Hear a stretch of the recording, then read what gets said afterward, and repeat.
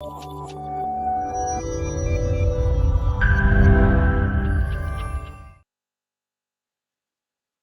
yo, yo, what's up, everyone? This is your boy, Mr. C here from the 850. I should say your man, the Black Business Ambassadors in the house. I'm just hanging out today. It is Talk That Talk Tuesday, and I have a special guest with me, Miss Harmonic Learning. What is going on, Miss Kanita? How you doing today? I'm doing all right, Chris. How are you? I'm doing well, doing well. So we're doing a quick live shout out here. I'm gonna give a few minutes and see if we can get a few people on here because I really about the post I put out earlier today with education, and I think it's very, very important. So if you're live, maybe you're still at work, you're finishing up the workday, you ain't got nothing else to do. Go ahead and tune us in, bring us up live on your cell phones. If you've already made it to the house, that's great. Just pull us up on the computer, the big screen, wherever you're at. Kanita, what's happening in your world today? Well, I'm just here in the office as usual, trying to make sure that our children are being educated outside of the classroom, as your post suggested. so, um, I look as what's the new trend now? I understood the assignment. That's it. That's it. That's it right there. That is it right there. So I want to give a few shout outs as I do when I do go live because I want to support those who are supporting us in Bantu Cola. So first I want to start with the bantucola.com partners. If you go to bantucola.com/partners, and I want to focus on those who are dealing with education. So the first one is the Noir Investment Group. This is a black investment group that is focused on um, investing, right? All the knowledge around investing. You can find out again more information bantucola.com/partners. There's the Business Roundtable, which is business education. There is the Gulf Coast Minority Chamber, right, which is focused on developing your business and getting you plugged into the network.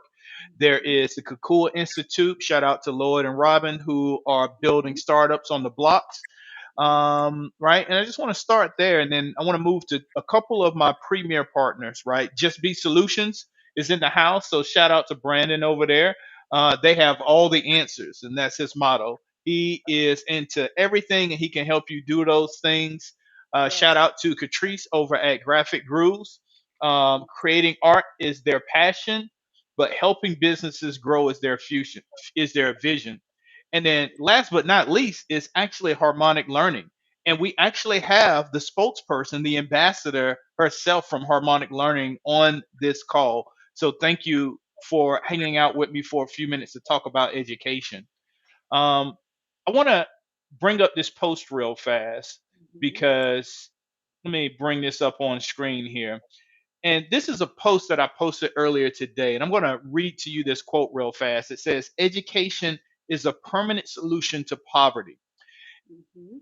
It starts at home and is extended to the school. Education breeds economic independence. And the goal behind that thought process is I know, like me, there's a lot of y'all out there who started from the bottom of the barrel, right? I was there, hung out in the hood, ran with the hood, right? And, we had a little bit, between my parents and my grandparents, we had enough to keep us afloat, but we didn't have a lot. We started out, but education is what took me over, and not just a school education, but more than that. And I Mhm. take that same mindset when it comes to investing in my kids. I want to make sure they had more than I had. They're in a better position than I am. And they are invested into mentally so that they can learn to think for themselves and not just be consumers, but producers. There you go. Kanita, can you talk about how you're helping to educate kids in general so that they don't wind up in the permanent situation of poverty and why it's so important? Yes, yes. So that is also the mission of harmonic learning is to extend education beyond school. We understand that in this day and age, you know, it takes two, well, like they say, two, three, four streams of income to make it, right? And I too was Definitely. educated at home. My mom was a career woman. My father was a career man. I was educated in the community a lot, tagging behind them, tagging behind my mother.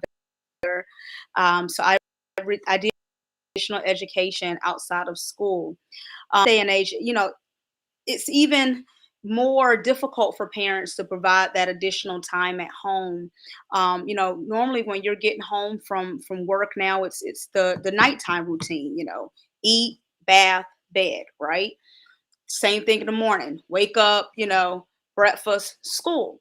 So the That right time there. that exactly. So children are not spending a lot of time at home receiving additional education. And then if the children are not active in the community, such as yourself or myself growing up, then you're not getting that education in the community. So sometimes we have to outsource. At the end of the day, you have to outsource. You have to provide that service to your child, whether you're doing it yourself or you're outsourcing. And the students that don't receive it, either or, home or outsource, are the ones that are struggling. Those are the ones that are having a hard time managing academically. And we want them to manage academically because it goes back to the quote that you stated: education is a permanent solution to poverty. Our children need to be educated, whether they want to open up their own business, if they want to go to trade or what we call technical college, if they want to pursue a degree at a university. It doesn't matter what their goals are after, at the age of 18 and beyond. They need an educational foundation, an academic foundation to reach those goals. So that is the goal of harmonic learning, is to provide that foundation that they need for them to pursue their dreams outside of, high school, pretty much. So we service K through 12. I do also have an adult certification. I provide Serve Safe as well. So for those that are in the culinary field, and they're opening up food trucks. They're taking on that entrepreneurship side when it comes to Hmm. food-based businesses. Offer that certification as well that allows them to manage or own a food-based business.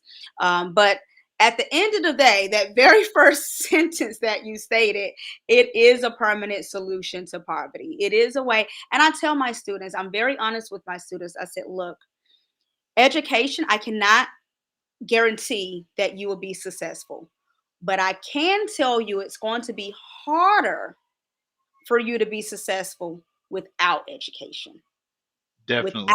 academic success. So it's just a key to open doors. It's a way to have more opportunity. At the end of the day, that's all it does. It gives you more opportunities. So in the case of that very first sentence, education is a permanent solution. That's why it's a permanent solution, because it gives more opportunities for you to get out of poverty than if you did not have the educational piece. Yeah, yeah, for sure. I like the word you use. You used outsource earlier, and it Hmm. reminds me I was using the word delegate because when you think about it, the school system is not responsible to educating your child to your thought process of what your child should be. The school system is responsible for educating your child to a point to where they're functional in society and they can actually work, right? They Yep. can be a consumer in society. That's where the That's school cool. system is going to go, right? And the way our school system is structured right now. But Mhm. honestly, it's up to you as an individual not only to educate your children so that they think like producers, right? There Even you if go. they are just focused on high wage jobs, right? They train, they learn how to solve problems, they become computer programmers or plumbers or electricians or stylists or barbers, whatever, right? Whatever trade you take, right, you can earn a high wage as an employee, right, and be an Mhm. employee and do well, right? Education is still that permanent solution, Mhm. even becoming a high wage employee. That's But correct. ultimately, you as a parent are responsible for making sure your child has an education as so that they can become a producer. And I think That's it's a requirement for us in the black community to teach our children to be producers. Even if we don't do anything else, teach our children to be producers. Let them start a business by the time they hit middle school. It's so Mhm. important for them to figure those thoughts out and actually go through trial and error. Even if they're not successful, going through trial and error gives them the whim of understanding so that later on they can actually reflect on the things that they did good or even bad and then actually do a better job next time. They'll have more unction to do those things. Mhm. But that outsourcing to the school system or delegating to the school system is one thing. But if they're falling short at school, you have to find other measures at home or with the tutor to actually make sure your children have a basic education so that they can survive and not be trapped in poverty. And not only for That's the adults talking to kids, but I mean, we're talking about adults here. We're talking about young men, young women. You're in your 20s. Maybe college wasn't for you. Great. All Mhm. good. YouTube University is so fly. I know that's Yes. the old word. YouTube University will teach you Yes. just about anything you want to know or Yes. do. If you're That's working for someone in a professional space, they might even give you a LinkedIn learning account, right? Or you can mhm. go get one yourself and go learn how to do a thing, right? Gain some Mhm. skills, learn how to be a producer, start a That's it. business, even if it's just on the web. Because again, education is a permanent solution to poverty. Kanita, anything else you want to add to that?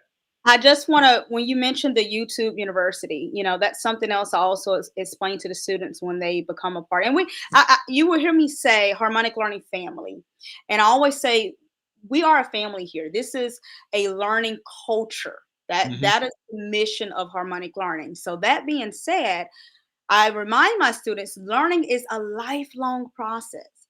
A lot of students feel as though, okay, I get through high school, I'm done. That's it. I don't have to learn anything else. And and you'd be so I'm telling you, I talk to seniors and they're like, "Oh yeah, I just want to get through high school, then I'm done. I'm done with school." And I'm like, "No, you're not." They're saying, "Oh, I'm going to the military." I say, "The military send you to school." Exactly. What's the first thing you do when you go to boot camp? You go to school to Right. learn how to operate as a soldier or a sailor, right? You'd be surprised how many students realize, oh, if I go to the military, I'm done with school and I'm just going to make money. And I'm like, no, learning is a lifelong process. You are forever I mean, just within harmonic learning. And I know a lot. I've been working with students since I was a student. I've been working with children honestly since I was in middle school. I started with managing the church nursery in middle school.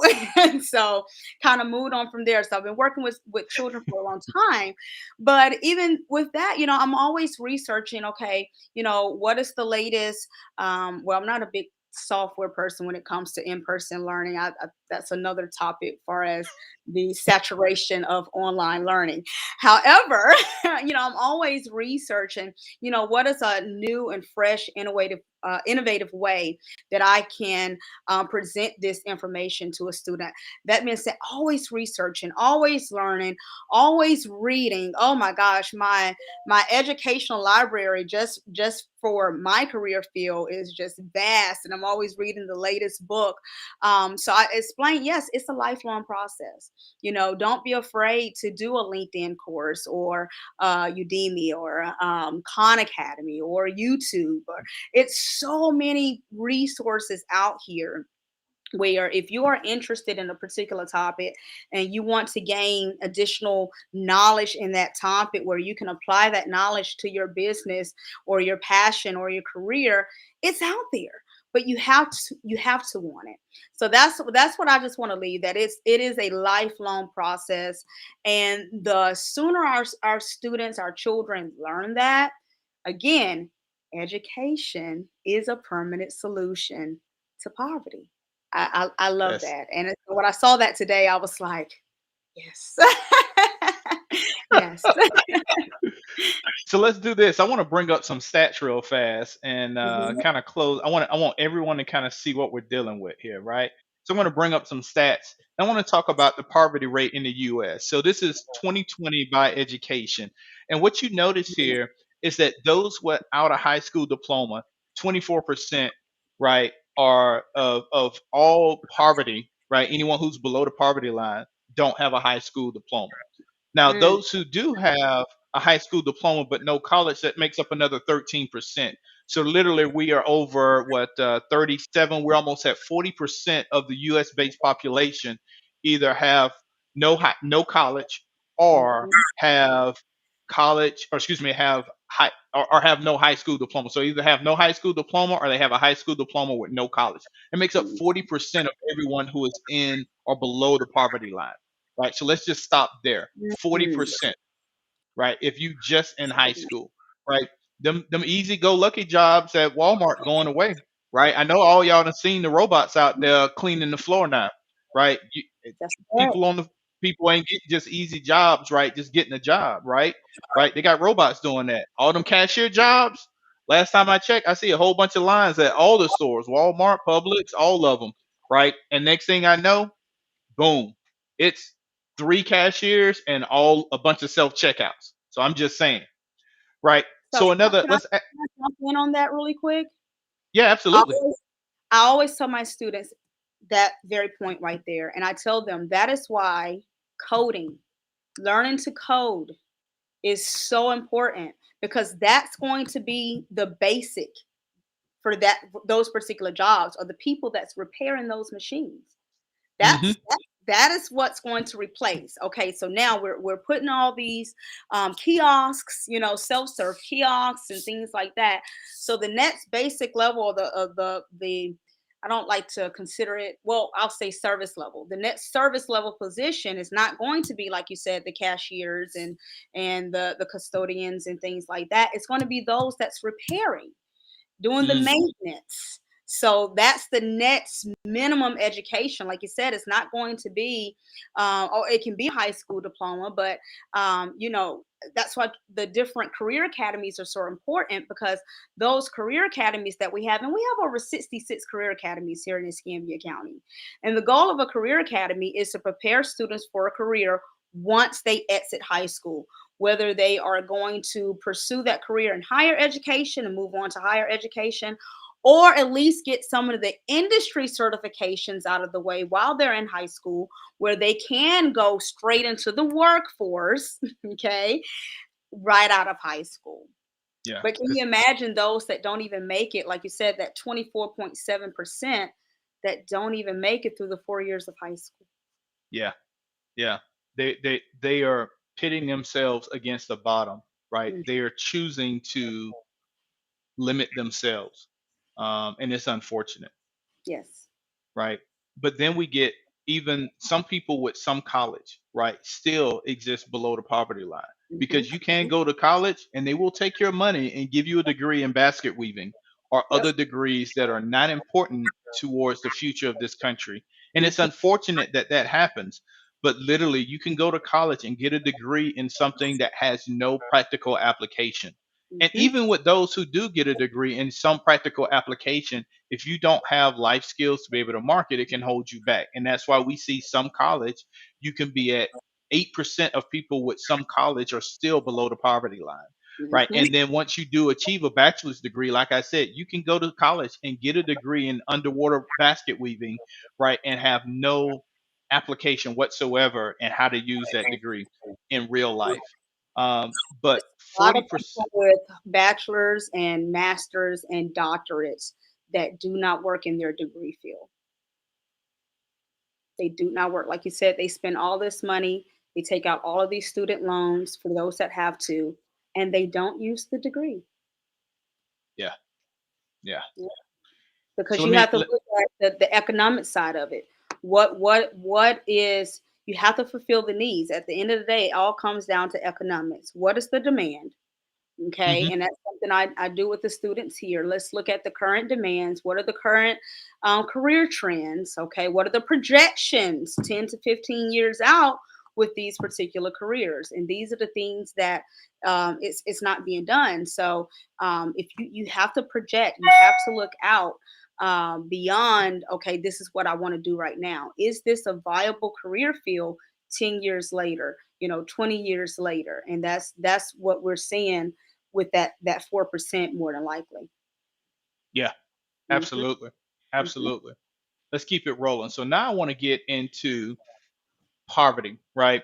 So from 1990 to 2020, we've actually done very well at reducing the amount of poverty in the US, as economic status has increased, payroll has increased, jobs have increased.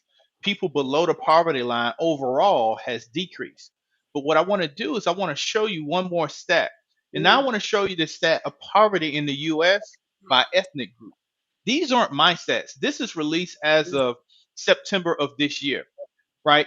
So of that 12%, roughly 12% of poverty within the US, we have 19% of that is based on the black population, right? Overall, another 17% is Hispanics, um, and then it goes down towards Asian and white, right? So we are the mhm. highest group of people in that poverty rate. Now, a lot of factors are in play there, and by no means do I want to say, just figure it out, because we've heard that mantra Right, before, right? There are a lot of things at right. play that are holding us back systematically in this That's right. country. But even Right. with all of that, if you have education, you can find cracks and crevices to get up out. Mhm. And when you can get up out, you can then go back to where you came from. You can help other people, and you can That's actually right. survive and change the legacy of your family, your kids, and everything that people fought for before you, where you were. That's correct. That is correct. That's how we build And let that Wall Street. Exactly. That's how we build Black Wall Street. That's why Bantu Cola exists, so we can figure out Mhm. how to take our money and share that money with Black businesses, people who are taking risks, starting businesses, trying to be producers and not just consumers in life. The last stat that I want to share with you is the median household income in the United States, right? On average, the average median household income for Black America is about $45,000, compared to whites at 76 and Asians at 98. Now, our area in Florida is actually lower value than that. And I'm not Mhm. going to even go there. I'm just going to go with the national stats for now, right? Mhm. But if you just look at the numbers on average, right? You think about how much income one can do with $45,000. Now, to those who only make 25, that's a lot of money, right? To Mhm. double. But Mhm. if you're at 45 or below, right? Can you buy a house at Mhm. $45,000 a year in this current economy? Can No, you you cannot. can you buy a car, right? More or less trying to take care of kids, Right. right? So education is so important. And if you're in that cycle right now, the best thing I can say do, if you're below that poverty line, know that Pell Grants are out there for you. Get your Mhm. education, go back For to the school, futures. go to YouTube University, go to Mhm. Harmonic Learning, go to Udemy, get that education. It will help you survive. Last Yes. words, Kanita, all yours. Um, I just want to piggyback on what you're saying. The income is it's definitely disproportionate as we see here. $45,000 median household income for the Black race. Like I said, I don't know the numbers for Escambia County, but when you look at rental rates, okay, just to rent property now, I mean, you're not going to rent a one bedroom less than $1,000, right? So, when you are, so that's $12,000 of that, right now. So thank you for the calculator. I love it. So if you're, rental rates of $2,000 a month, okay, then Hmm. that's eating, like you said, that income. Um, You're making but $3,700 a month before taxes, right? If you're mhm, making 45,000. So if Uncle Sam takes 700 of that, now you're looking at $3,000 a month, and you're paying nothing less than 1,000 just to have a house, right? More exactly. or less utilities to go along with it, the internet to go along with it, right? Hmm. Yeah, it's easy to get up to $2,000. Whereas you Exactly. got anything in the middle to do anything. That is correct, and that's what we're dealing with. And I just want to piggyback on that statement as well before I move on. And that is why harmonic learning is affordable. We keep harmonic learning affordable for that very reason. I am not a franchise, so I don't have to pay astronomical franchise fees and things like that. So for that reason, we keep the rates low. Rates starting at as low as $25 an hour. And that is why it's that, because we understand where our students are. I understand the economic conditions of a lot of our kids here in Escambia County, Florida. So that is why those rates are so low. However, we still provide superior and quality service. And because you are like, I'm sorry, it's my busy hours, so you keep seeing me looking. But because you are, you saw someone already came in the door. I'm like, wait, wait, wait, wait. um, but when you are part of this family, it's a harmonic learning family, so we go above and beyond for our students. But I wanted to mention, you touched on Pell Grant, and I wanted to touch on that as well before ending. It is very, very important that our students have the academic process that they need to have access to free money. Okay, because there's free money out there, right? And some of that free money you have to compete for, right? So you're Hmm. a competitor. You have to do what you need to do to become an academic competitor. Okay. And it's beyond GPA at this point. And that is how, and I just want to touch on Bright Futures because I think Bright Futures is wonderful. I was a Bright Future recipient when I was in school. I remember my mother telling me, and Lord, I hope she doesn't kill me for this if she's watching, but I remember her saying, look, daughter, I want you to pursue higher education, but financially, it's going to be difficult for you to do so if you do not receive scholarships. So I went into high school with the premise of, you know what, if I want to go off to college, I have to be academically sound enough in order to receive scholarships. So I did what I needed to do to hit the level that I needed to hit with my GPA. But in addition to that, what is the number one reason why students are not getting their bright future? It is not GPA. Okay, it is test scores. That Hmm. is what they keep raising. If you look at bright futures from the test scores for the minimum requirements 5 years ago compared to now, they keep raising those test scores. That's how they're narrowing the population of who can get this particular money here from the state of Florida. So I tell my students, sorry, it is like I said, it's busy hours. But I tell my students it's very, very important that you don't just make the grade on a report card. And I'm so glad, I'm so proud of all the A's and B's that I see. I do also know that there's a little bit of backstory with some of these grades, but it's very, very important that our students. Well, hello, one moment. Hi, one moment. Thank you. Sorry, guys, this is my busy time on a video call. Thank you. That was delivered to me. Oh, great. Thank you so very much for receiving it. Thank you. So that was that's my business neighbor. But yes, so I wanted to say that, guys, it's just so very important that our students learn how to transfer that knowledge to their standardized test scores, their ACT and SAT. That is the number one reason why our students are not qualifying for bright futures, is that they have the course requirements, they have the GPA requirements, they cannot pass the ACT, the SAT. And at the end of the day, that comes down to studying. And if you have to hire a tutor, you hire a tutor. Yeah, And yeah. learning is available for that. So I just want to thank you so very much for having me on. I do, as you can see, the traffic is starting to pick up. So I am going to have to get ready to go at this Time to moment. go. But thank you so very much for this information.